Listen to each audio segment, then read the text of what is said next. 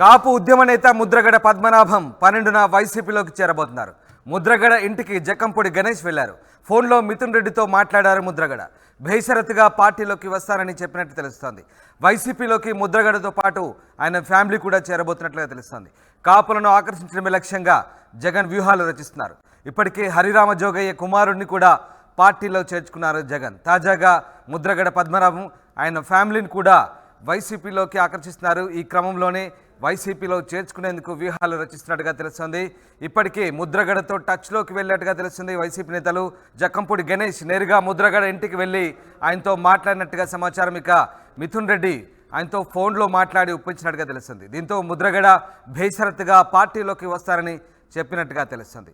Yes, మా senior coli Krishnamohan లైవ్లో join అవుతున్నారు. కృష్ణమోహన్, ముద్రగడ పద్మనాభం తిరిగి వైసీపీ గూటికి చేరతారంటూ వార్తలు వస్తున్నాయి. దీంట్లో వాస్తవం ఎంత? ముద్రగడ ఎప్పుడు వైసీపీలోకి చేరబోతున్నారు? రామదాస్, మొత్తం మీద అయితే వైసీపీ చేస్తున్న కొన్ని ప్రయత్నాలు, కాపు నేతలను ఆకర్షించే ప్రయత్నాలు ఏవైతే ఉన్నాయో అవి ఒక్కొక్కటిగా సక్సెస్ అవుతూ వచ్చినాయి. మొన్నటిదాకా ముద్రగడ వస్తాడా రాడా అనుకున్నారు, కానీ ముద్రగడ ఈ నెల 12వ తారీఖున వైసీపీలో జాయిన్ కాబోతున్నారు అనేది ఒక పక్కా సమాచారం అయితే వినిపిస్తోంది. ఈరోజు జక్కంపూడి రాజా తమ్ముడు జక్కంపూడి గణేష్ ఈరోజు నేరుగా వెళ్ళి ముద్రగడతో మాట్లాడారు.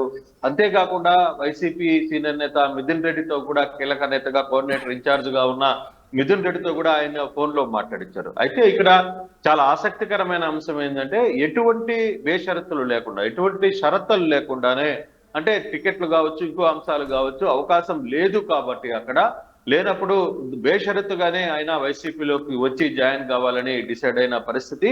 సో దీంతో క్లారిటీ వచ్చేసింది. ముద్రగడ కుమారుడికి మొన్నటిదాకా సీట్ అనుకున్నారు, ముద్రగడకి సీట్ అనుకుంటున్నారు.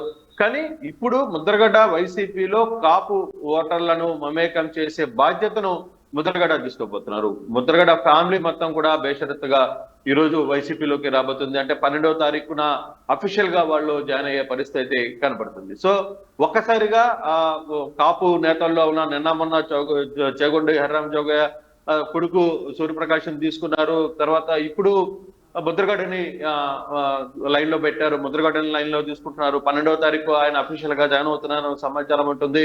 సో ముద్రగడ లేకపోతే అటువంటి కాపు సీనియర్ నేతలందరినీ కూడా వైసీపీలోకి తీసుకురావడం వెనకాల కొంత కృషి ఉన్నింది. అంటే చాలా వరకు దీన్ని ముందుగా వీళ్ళెవరు అవసరం లేదనుకున్నారు. తర్వాత ఎప్పుడైతే పవన్ కళ్యాణ్ అక్కడ పిఠాపురం నుంచి పోటీ చేస్తాడనో, లేకపోతే అక్కడి నుంచి ఎంపీ నుంచి పోటీ చేయాలనుకుంటున్నాను అనే అంశాలు ఎన్ని సరే ఒకసారిగా తెర మీదకి వచ్చేసరికి పూర్తిగా కూడా దీనికి సంబంధించిన వ్యవహారం అంతా కూడా వైసీపీ సీరియస్ గా వర్కౌట్ చేసింది. అందులో భాగంగానే ఈ రోజు ముద్రగడని తో గణేష్ జక్కంపూడి గణేష్ పై మాట్లాడారు.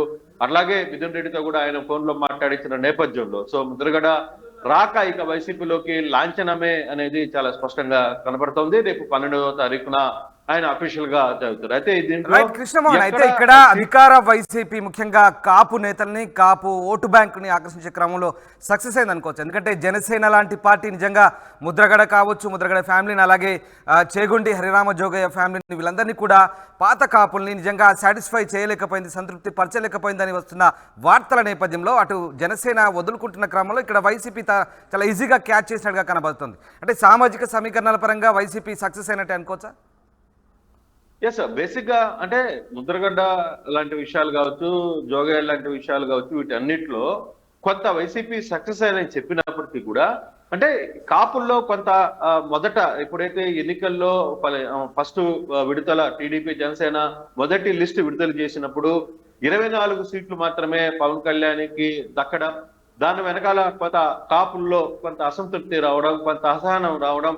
సో ఇవన్నీ కూడా కేవలం 24 సీట్లు తీసుకుని మేము వాళ్ళని నెత్తున పెట్టుకోవాలా, తెలుగుదేశాన్ని మోయాలా, మా చేత తెలుగుదేశాన్ని మళ్ళీ ఇంకోసారి మోపించే పరిస్థితి చేస్తున్నారా కాపులు అనే అంశాన్ని కొంత కాపుల్లో కొంత డిస్టర్బెన్స్ అయితే వచ్చింది. అయితే వరుసగా కొన్ని కార్యక్రమాలు జరిగిన తర్వాత కావచ్చు, లేకపోతే మొన్న పవన్ కళ్యాణ్ చంద్రబాబు ఒక సభ జరిగిన తర్వాత కూడా కొంత కాపుల్లో కొంత చేంజ్ వస్తున్న పరిస్థితి అయితే కనపడింది. అయితే ఇప్పుడు అదే కాపులు చెప్తున్నారు, నిన్నటిదాకా హరిరామ జోగయ్య వైసీపీతో టచ్ లో ఉండే లేఖలు అన్ని కూడా రాస్తూ వచ్చారు, తర్వాత కోవర్ట్ గా పనిచేశారు అనే అంశాలను కూడా కొంత కాపు సామాజిక వర్గం వాళ్ళ మీద రివర్స్ అవుతున్న పరిస్థితి. అయితే ఇప్పుడు ఎంతవరకు లాభిస్తుంది? ముద్రగడని తీసుకోవడం కావచ్చు, హర్రాంజోగ కుమారుని తీసుకోవడం కావచ్చు, కొంతమంది కాపుల నేతల్ని తీసుకోవడం కావచ్చు, పార్టీకి కాపులు ఎంతవరకు మద్దతు ఇస్తారనే అంశాన్ని చూడాలి. అయితే ఇప్పటి వరకు ఏమనుకుంటుంది వైసీపీ? పూర్తిగా కూడా జనసేనతో కాపులు